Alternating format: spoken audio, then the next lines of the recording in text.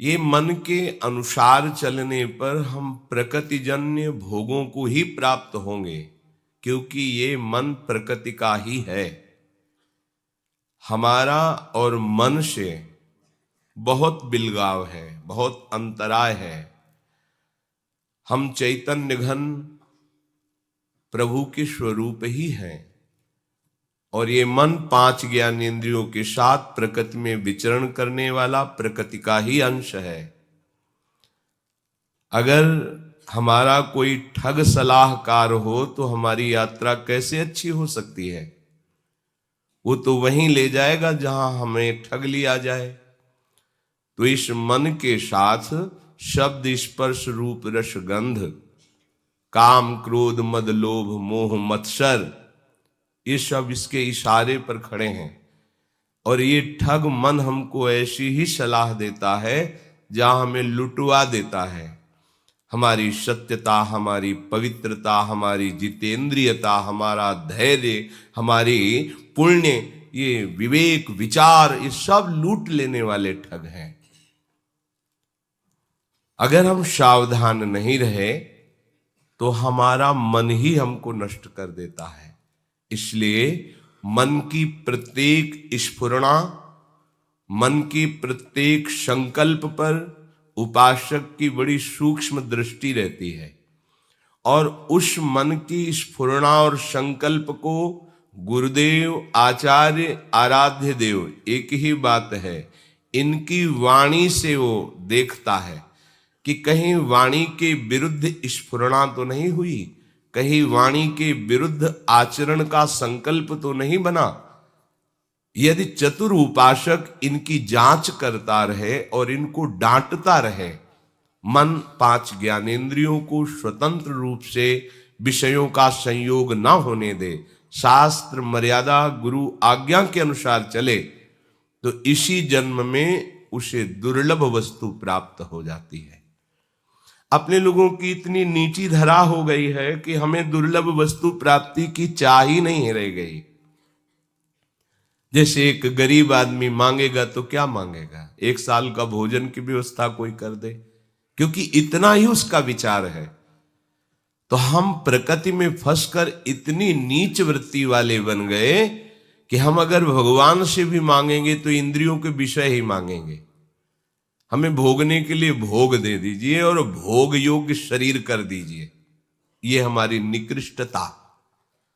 स्वयं सुख राशि चैतन्य घन परमात्मा का अंश प्रकृति के संयोग से इतना नीच प्रवृत्ति का हो गया कि वो अपने आराध्य देव, अपने स्वरूप का विस्मरण करके क्षुद्र विषयों में, जैसे आज तक किसी की ओषकण चाटने से प्यास नहीं बुझी, ऐसे ही चाहे जितना विश्व के भोग भोग लो, तुम्हारी कामना, तुम्हारी तृष्णा कभी शांत नहीं हो सकती।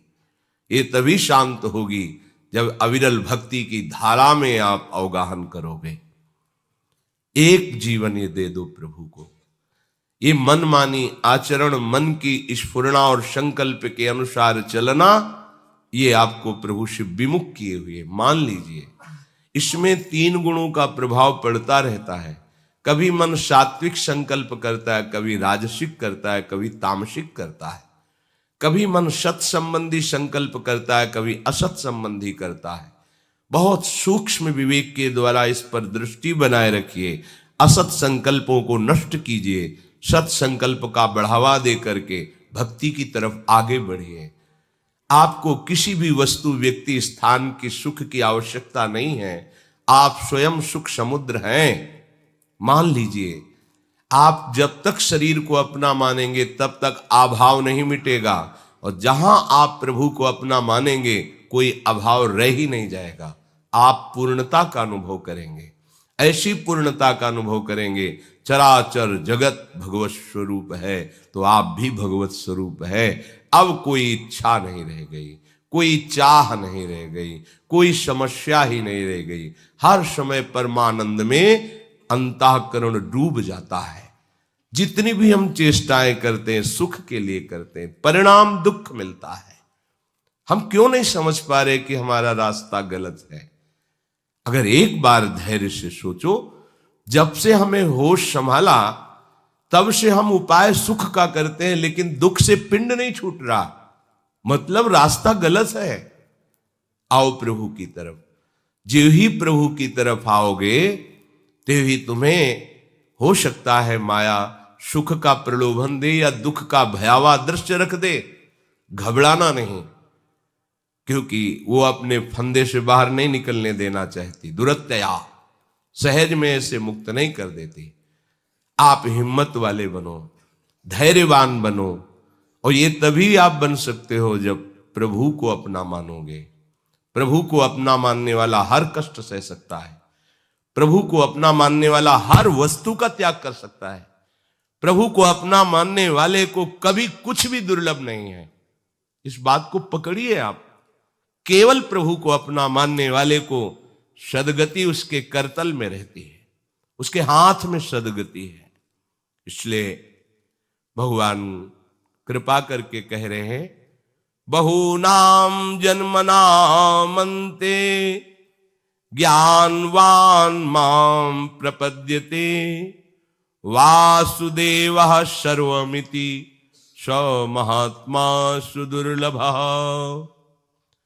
बहुत जन्मों की साधना के परिणाम रूप वो मेरी शरण में होकर के जान पाता है कि केवल भगवान ही भगवान है। भगवान अपने को त्रिगुण माया का पर्दा लगाकर ढके हुए यही है, हमारे पास है, हमारे सामने है, पर हमारे नेत्रों में पर्दा लग गया है त्रिगुण माया का। आप निरंतर प्रभु का आश्रय लेकर नाम जप कीजिए, आपकी स्थिति बदल जाएगी। पूज्य श्री भाई जी महाराज, राधा माधो बसी रहे ही महानीत्य ललाम, मुख निर्तत नित नव मधुर, राधा माधो नाम, राधा माधो प्रेम रस सुधा दिव्य सुमहान, स्वसुख वासना रहित चित करत निरंतर पान। निष्कामति बहुत दुर्लभ है।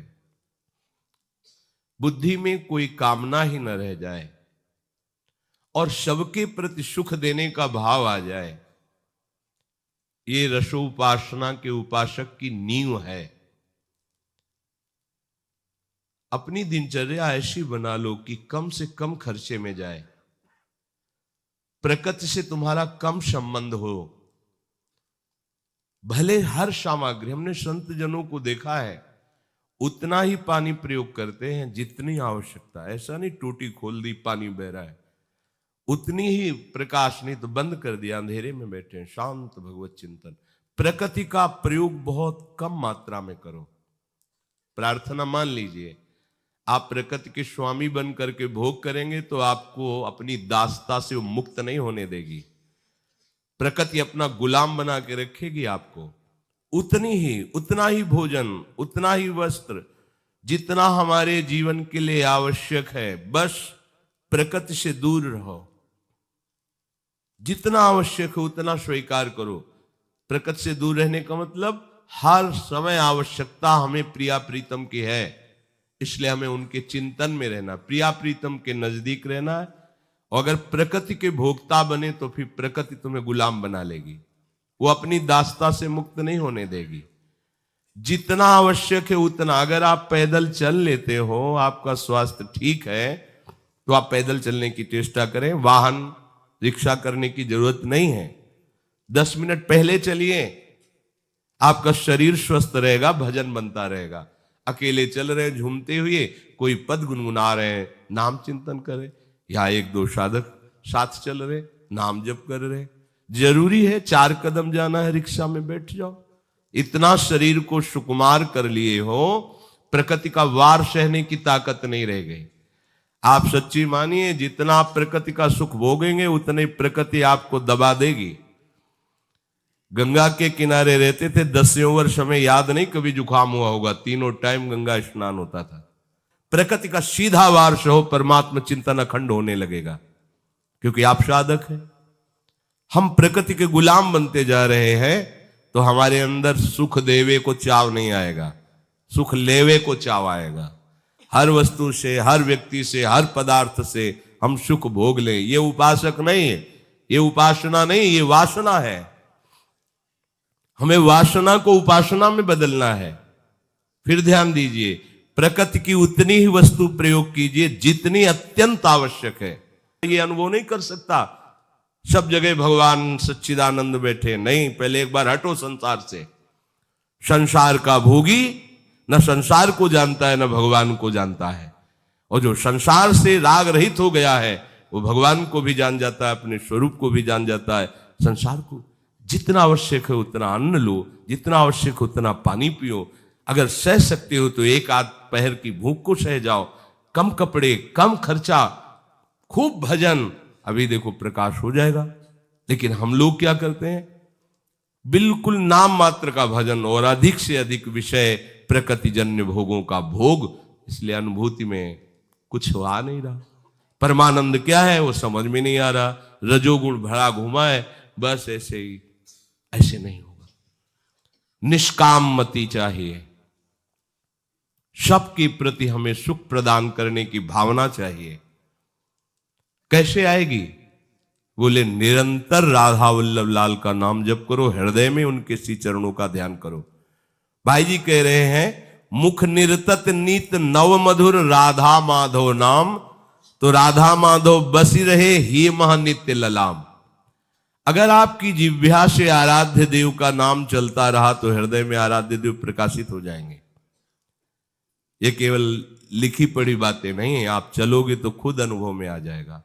क्योंकि प्रभु हैं, जब आप उनको पुकारोगे ना, ये नाम जप करने का मतलब हम पुकार रहे हैं, तो हमारे हृदय में ही भय प्रकट कृपाला दीन दयाला, जो दीनों पर दया करते हैं।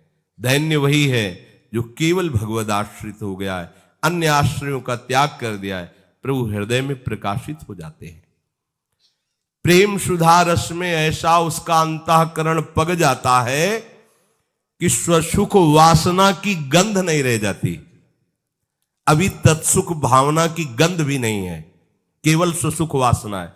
अगर हम किसी से मिलते हैं तो अपने सुख के लिए, किसी से विनय करते हैं तो अपने सुख के लिए, किसी को हम सेवा करते पाए जाते हैं तो हम अपने सुख के लिए, भगवत आराधन भी करते हैं तो अपने सुख के लिए।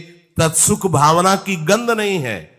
और नाम जप करते हुए आराध्य देव के चिंतन में जो हर समय तल्लीन है, प्रकृति की केवल अत्यंत आवश्यक वस्तुओं का ही सेवन करता है, वो स्वसुख वांछा की गंध से भी रहित हो जाता है।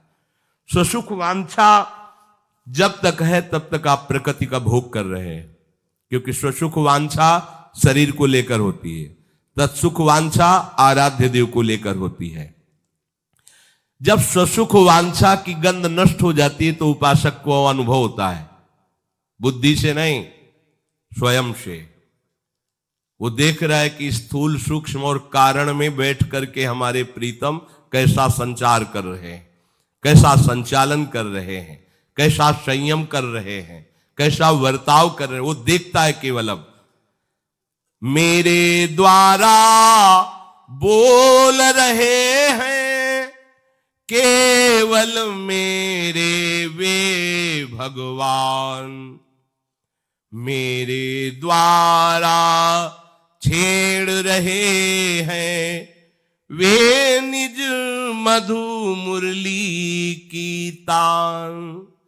मेरे जीवन में है अब तो एकमात्र उनका ही स्थान, अतः उन्हीं की होती मुझ में क्रिया नित्य सब क्षुद्र महान। अब उस उपासक को अनुभव हो रहा है कि मैं बोल नहीं रहा हूं, मेरे द्वारा बुलाया जा रहा है। केवल दिखाई दे रहा है इस शरीर से आवाज निकल रही, पर वो आवाज मेरे आराध्य देव ही बोल रहे हैं। मेरे द्वारा क्रियाएं हो रही हैं, ये केवल दिखाई दे रहा है, क्रियाएं तो आराध्य देव के द्वारा हो रही हैं। हर समय एकमात्र मेरे प्रीतम, चाहे वो क्षुद्र हो या महान हो, हर क्रिया, हर बात, हर चेष्टा केवल प्रीतम कर रहे हैं। अब बाहर ही वासुदेवा नहीं, अंदर भी वासुदेवा आ गया, कहीं अपना अस्तित्व नहीं रहा। तो श्री भगवान कहते हैं ऐसा महात्मा सुदुर्लभ है, समहात्मा सुदुर्लभा। जब इस कोटि का कोई होता है तब वो ऊंचे दर्जे का महात्मा, जिसका मिलना अत्यंत कठिन है। अगर ऐसे महात्मा का दर्शन हो जाए, संभाषण हो जाए और उनकी बात हम कोई पकड़ लें, तो निश्चित अमोघस्य भगवान का साक्षात्कार हो जाएगा। ये जो ऊंचे दर्जे के महात्मा होते हैं, ये अपने आनंद में मगन रहते हैं। ऐसी भगवत स्थिति होती कि बोलने की बिल्कुल इच्छा नहीं होती। उनका जीवन, उनका दर्शन, उनका कोई आश्रय लेकर उनका चिंतन करे, या उनके शरीर से स्पर्श की हुई वायु, ये सब जगत का कल्याण करती है। वो शांत एकांत अपने आप में रमण करते हैं। भगवत प्रेरित होकर जब वो अपनी महिमा से नीचे उतरते हैं, यह है महात्मा की स्थिति। आप पहचान नहीं सकते ऐसे महापुरुष को।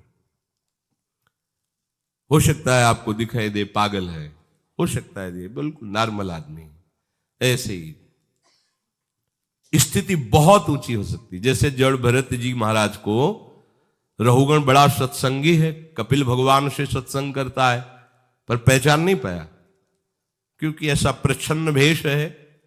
ऐसा कहां महापुरुष हो सकता है, न नहाए न धोए, एक यज्ञोपवीत पड़ा है, वो भी इतना मलिन है यज्ञोपवीत कि बता रहा है कि सालों से पानी नहीं गया होगा शरीर के ऊपर, स्नान नहीं किया होगा, क्योंकि शरीर स्थिति में है ही नहीं, स्वरूप स्थिति में निमग्न है जड़ भरत जी।